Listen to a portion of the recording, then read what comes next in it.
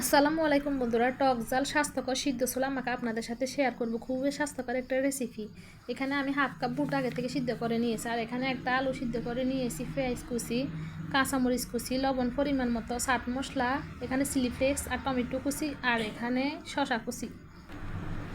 এখানে আমি সব উপকরণগুলো বুটের উপর দিয়ে দিব।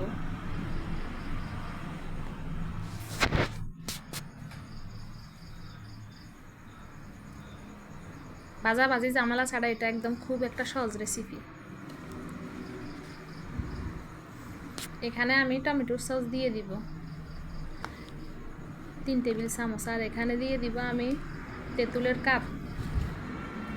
আপনারা চাইলে এখানে টক দইও দিতে পারেন।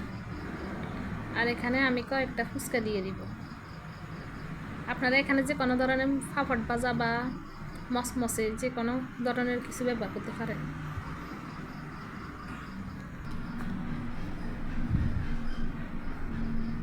ফুচকাগুলো আমি এখানে ভেঙে দিব, দিয়ে সব উপকরণ একসাথে মেখে নিব।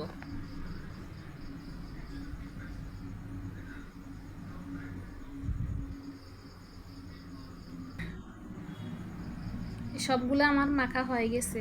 এখন আমি আরেকটু ফুচকা ছড়িয়ে দিব। রেডি হয়ে গেছে আমার ছোলা মাখাটা।